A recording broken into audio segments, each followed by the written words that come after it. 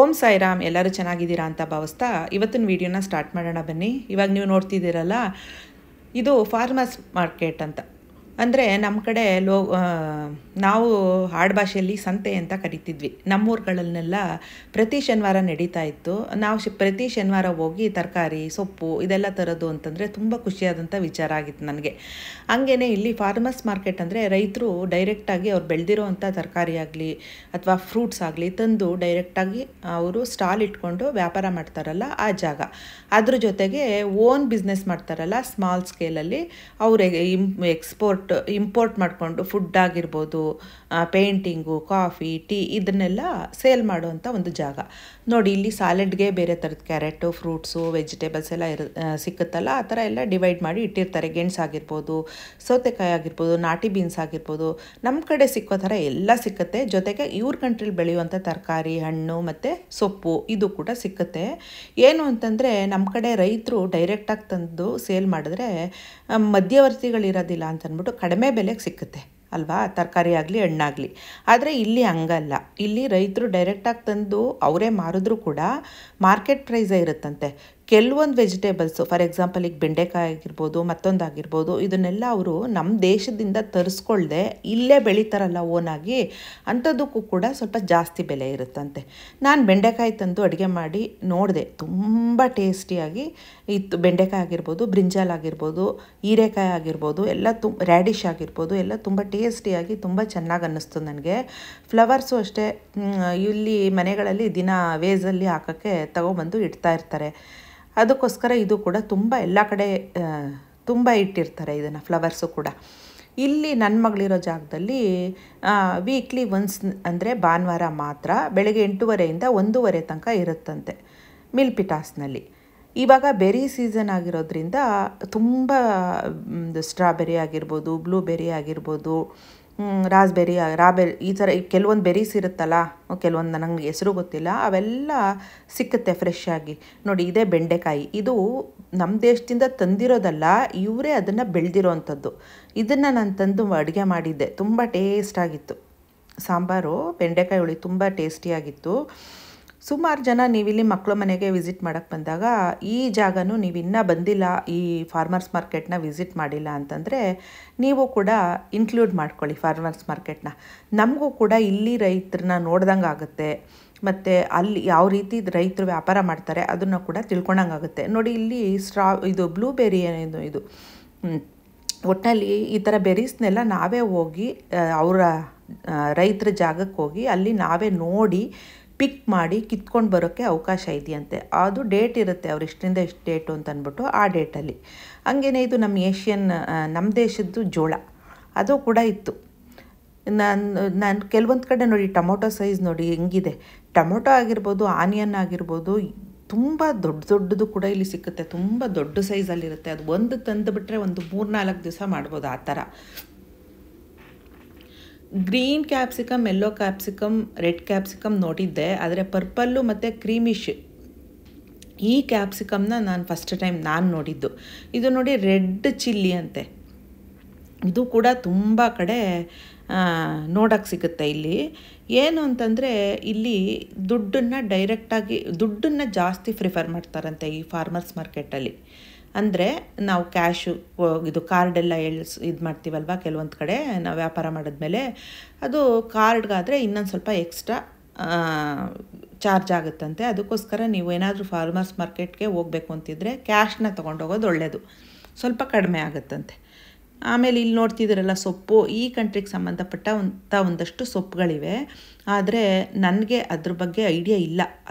ಅದನ್ನು ಉಪಯೋಗಿಸಿ ಅಡುಗೆ ಮಾಡೋವಂಥ ಐಡಿಯಾ ಆಗಲಿ, ಅದರ ಟೇಸ್ಟ್ ಹೆಂಗಿರುತ್ತೆ ಅನ್ನೋದಾಗಲಿ ನನಗೆ ಗೊತ್ತಿಲ್ಲ. ನೋಡ್ತಿರೋರಲ್ಲಿ ಯಾರಾದರೂ ಈ ಕಂಟ್ರಿಲಿ ಸಿಕ್ಕುವಂಥ ಸೊಪ್ಪು ಉಪಯೋಗಿಸಿ ಏನಾದರೂ ಡಿಶ್ ಮಾಡಿದರೆ ಹೆಂಗೆ ಅನ್ನಿಸ್ತು ನಿಮಗೆ ಅಂತ ಕಮೆಂಟ್ ಮುಖಾಂತರ ತಿಳಿಸ್ಬೋದು ಅಂದರೆ ತಿಳಿಸಿ. ಈ ಪುದೀನ ಆಗಿರ್ಬೋದು, ಮತ್ತು ಈ ಕಾಮಕಸ್ತೂರಿ ಅಂತ ನಾವು ಅದನ್ನು ಸೀಡ್ಸ್ ರೂಪದಲ್ಲಿ ಉಪಯೋಗಿಸ್ತೀವಿ. ಈ ಕಾಮಕಸ್ತೂರಿನ ಇವರು ಲೀವ್ಸ್ತನ್ನೇ ಒಂದೊಂದು ಬಂಚ್ ಮಾಡಿ ಇಟ್ಟಿದ್ರು. ಅದೊಂದು ವಿಶೇಷ ಅಂತ ಅನ್ನಿಸ್ತು ನನಗೆ. ಆಮೇಲೆ ಇಲ್ಲೇನು ಅಂತಂದರೆ 8:30 1:00 ತನಕ ಇರುತ್ತೆ ಇಲ್ಲಿ ಮಾರ್ಕೆಟು. ನಾವೇನಾದರೂ ಬೇಗ ಹೋದರೆ ಫ್ರೆಶ್ ಆಗಿರೋ ತರಕಾರಿ ಆಗಲಿ ಫ್ರೂಟ್ಸ್ ಆಗಲಿ ತಗೊಳಕ್ಕೆ ಸಿಕ್ಕುತ್ತೆ. ಪ್ರೈಸ್ ಅಷ್ಟೇ ಇರುತ್ತೆ. ಆದರೆ ಇನ್ನೇನು ಕ್ಲೋಸಿಂಗ್ ಟೈಮ್ ಅಂತ ಹೋದರೆ ನಮ್ಗೆ ಆಯ್ಕೆ ಇರಲ್ಲ ಅಷ್ಟೇ. ನಮಗೆ ಬೇಕಾಗಿದ್ದ ವಸ್ತುನೇ ಅಕಸ್ಮಾತ್ ಸಿಗುತ್ತೆ ಅನ್ನೋ ಡೌಟು. ಆದರೆ ತುಂಬ ಕಡಿಮೆ ಬೆಲೆಯಲ್ಲಿ ಕೊಟ್ಬಿಟ್ಟು ಹೊರಟೋಗ್ತಾರಂತೆ ಇನ್ನೇನು ಕ್ಲೋಸಿಂಗ್ ಟೈಮು ಅಂತಂದ್ಬಿಟ್ಟು. ಅದೊಂದು ಅಡ್ವಾಂಟೇಜ್ ಇರುತ್ತೆ. ಇನ್ನೊಂದೇನು ಅಂತಂದರೆ, ನಾನು ಹೇಳಿದ್ನಲ್ಲ, ಆ ಏರಿಯಾಕ್ಕೆ ಸಂಬಂಧಪಟ್ಟಂಗೆ ಲಾರ್ಜ್ ಸ್ಕೇಲ್ನಲ್ಲಿ ಮತ್ತು ಸ್ಮಾಲ್ ಸ್ಕೇಲ್ನಲ್ಲಿ ಈ ಫಾರ್ಮರ್ಸ್ ಮಾರ್ಕೆಟು ಇರುತ್ತಂತೆ. ಇನ್ನು ಬೇರೆ ಬೇರೆ ಏರಿಯಾದಲ್ಲಿ 2-3 ರೋಡ್ನ ಕ್ಲೋಸ್ ಮಾಡಿಬಿಟ್ಟು ಲೌಡಾಗಿ ಮ್ಯೂಸಿಕ್ ಹಾಕ್ಬಿಟ್ಟು ದೊಡ್ಡ ಲಾರ್ಜ್ ಸ್ಕೇಲಲ್ಲಿ ಫಾರ್ಮರ್ಸ್ ಮಾರ್ಕೆಟ್ನ ನಡೆಸ್ತಾರಂತೆ. ಇಲ್ಲಿ ನನ್ನ ಮಗಳಿರೋ ಕಡೆ ವೀಕ್ಲಿ ಒನ್ಸ್ ಇದ್ದರೆ, ಬೇರೆ ಕಡೆ ಎಲ್ಲ ಟ್ವೈಸು ಥ್ರೈಸು ಈ ಥರ ಎಲ್ಲ ಇರುತ್ತಂತೆ. ದೊಡ್ಡದಾಗಿರುತ್ತಲ್ಲ, ಅಲ್ಲಿಗೂ ಹೋಗೋಣ ಬೇರೆ ಏರಿಯಾದಲ್ಲಿ ಹೇಳಿದಾಳೆ ನನ್ನ ಮಗಳು. ಆ ದೊಡ್ಡದಾಗಿ ಈ ಫಾರ್ಮರ್ಸ್ ಮಾರ್ಕೆಟ್ ಇರುತ್ತಲ್ಲ, ಅಲ್ಲಿಗೆ ಹೋದ್ರೂ ಕೂಡ ನಾನು ಆ ವಿಡಿಯೋನ ಶೇರ್ ಮಾಡ್ಕೊತೀನಿ ನಿಮ್ಮ ಜೊತೆ. ಎಲ್ಲ ನಮಗೂ ಸ್ವಲ್ಪ ತಿಳ್ಕೊಳಂಗಾಗುತ್ತೆ. ಇಲ್ಲಿ ರೈತರು ಯಾವ ಥರ ಇರ್ತಾರೆ, ಇಲ್ಲಿ ವೆಜಿಟೇಬಲ್ಸು ಎಲ್ಲ ಯಾವ ಥರ ಇರುತ್ತೆ ಏನು ಅನ್ನೋದೆಲ್ಲ ಗೊತ್ತಾಗುತ್ತೆ. ಆದರೆ ಪ್ರೈಸ್ ಮಾತ್ರ ಇಲ್ಲಿಗೆ ತಕ್ಕಂತೆ ಡಾಲರ್ ಮೌಲ್ಯಕ್ಕೆ ತಕ್ಕಂಗೆ. ಆದರೆ ನಾವು ಕನ್ವರ್ಟ್ ಮಾಡಿಕೊಂಡು ನೋಡಿದ್ರೆ ನಮ್ಮ ರೂಪಾಯಿ ಮೌಲ್ಯಕ್ಕೆ ಇಲ್ಲಿ ಬೆಲೆನ ಡಾಲರ್ಸ್ ಮೌಲ್ಯನ ಕನ್ವರ್ಟ್ ಮಾಡಿಕೊಂಡು ಅಯ್ಯೋ ನೋಡಿದ್ರೆ KGಗೆ ಎಲ್ಲ ಆನಿಯನ್ ಆಗಿರ್ಬೋದು, ಈ ವೆಜಿಟೇಬಲ್ಸ್ ಆಗಿರ್ಬೋದು ಎಲ್ಲ ಥಿಂಕ್ ಮಾಡಿದ್ರೆ ನಮಗೆ ಜಾಸ್ತಿ ಹಬ್ಬ ಅನ್ನಿಸುತ್ತೆ. ಅದು 3 ಪಟ್ಟು 4 ಪಟ್ಟು. ಅದಕ್ಕೋಸ್ಕರ ಕನ್ವರ್ಟ್ ಮಾಡಲೇಬೇಡಿ ನೀವು. ಇಂಡಿಯನ್ ರುಪೀಸ್ನ ಡಾಲರ್ಸ್ಗೆ ಕನ್ವರ್ಟ್ ಮಾಡ್ಕೊಂಡು ಯಾವುದನ್ನು ಜಡ್ಜ್ ಮಾಡೋಕ್ಕೆ ಹೋಗಬೇಡಿ. ಇಲ್ಲಿ ತುಂಬ ಜಾಸ್ತಿನೇ ಇರುತ್ತೆ ಪ್ರೈಸು ಅಂತ ಹೇಳ್ತಾರೆ ಮಕ್ಕಳು. ಆಮೇಲೆ ನಂದಿತಾ, ನನ್ನ ಮಗಳು ಫ್ರೆಂಡು, ಅವಳು ಟೀ ಪ್ರಿಯೆ. ಅವಳಿಗೆ ಟೀ ಬಗ್ಗೆ ಎಲ್ಲ ತಿಳ್ಕೊಂಡಿದ್ದಾಳೆ ಸುಮಾರಾಗಿ. ಹಂಗೇ ಒಬ್ಬರು ಇಲ್ಲಿ ರೆಗ್ಯುಲರ್ ಕಸ್ಟಮರ್ ಅಂತೆ ಇವ್ರಿಗೆ. ಇವಳು ಅಲ್ಲಿ ಅವರು ಲೀವ್ಸ್ನ ಯಾವ ಥರ, ಅದ್ರದ್ದು ಏನೇನು ಪ್ರಯೋಜನ ಇದೆ, ಎಲ್ಲಿಂದ ಬಂದಿರೋದು, ಯಾವ ಥರ ಏನು ಅಂತೆಲ್ಲ ಎಕ್ಸ್ಪ್ಲೈನ್ ಮಾಡಿಬಿಟ್ಟು ಕೊಡ್ತಾರೆ. ಅದ್ರ ಮೇಲೂ ಇನ್ಸ್ಟ್ರಕ್ಷನ್ ಇರುತ್ತೆ. ಅದನ್ನು ಅವ್ರು ಹೇಳೋದ್ರ ಜೊತೆಗೆ ಅವ್ರಿಗಿಂತ ಜಾಸ್ತಿ ಇವಳೇ ಹೇಳ್ಬಿಟ್ಲು. ಅದೊಂದು ಅವರು ಖುಷಿ ಪಡ್ತಾಯಿದ್ರು. ಅವ್ರಿಗಿಂತ ಜಾಸ್ತಿ ನನಗಿಂತ ಜಾಸ್ತಿ ಇವಳಿಗೆ ಗೊತ್ತು ಅನ್ನೋ ಥರ. ಹಂಗೆ ಇವಳು ಅಂದರೆ ಟೀ ಅಷ್ಟೊಂದು ಇಷ್ಟಪಡ್ತಾಳೆ ಇವಳು. ಇದೆಲ್ಲ ಆದಮೇಲೆ ಬಂದಂಥದ್ದು ನನ್ನ ಯೂಟ್ಯೂಬ್ ಫ್ಯಾಮಿಲಿಗೆ. ಆಮೇಲೆ ಇನ್ನೊಂದೇನು ಅಂತಂದರೆ ನೋಡಿ, ಇದು ರವಿಶಂಕರ್ ಗುರೂಜಿಯವ್ರದ್ದು 4th ಜುಲೈ 4ನೇ ತಾರೀಕಿಂದ 6ನೇ ತಾರೀಕು ತನಕ ಇಲ್ಲಿ ಸ್ಯಾನ್ ಹೋಸೆ ಕನ್ವೆನ್ಷನ್ ಸೆಂಟರಲ್ಲಿ ಅವ್ರದ್ದೊಂದು ಅಧ್ಯಾತ್ಮ ಮತ್ತು ಯೋಗ ಇದ್ರ ಬಗ್ಗೆ ಒಂದಷ್ಟು ಸೆಷನ್ ಇದೆಯಂತೆ. ರವಿಶಂಕರ್ ಗುರೂಜಿಯವ್ರನ್ನ ಡೈರೆಕ್ಟಾಗಿ ಮೀಟ್ ಮಾಡಿ, ನೋಡಿ ಇಲ್ಲಿ ಟೀನ ಟೇಸ್ಟ್ಗೂ ಕೊಡ್ತಾರೆ, ಒಂದು ಚಿಕ್ಕ ಕಪ್ಪಲ್ಲಿ ಟೇಸ್ಟ್ ಮಾಡಿಬಿಟ್ಟು ಇಷ್ಟ ಆದರೆ ತೊಗೋಬೋದು. ಇವರೇ ಅಧ್ಯಾತ್ಮ ರವಿಶಂಕರ್ ಗುರೂಜಿಯವ್ರ ಬಗ್ಗೆ ಈ ಥರ ಕಾರ್ಡ್ ಕೊಟ್ಟಿದ್ರು ನೋಡಿ.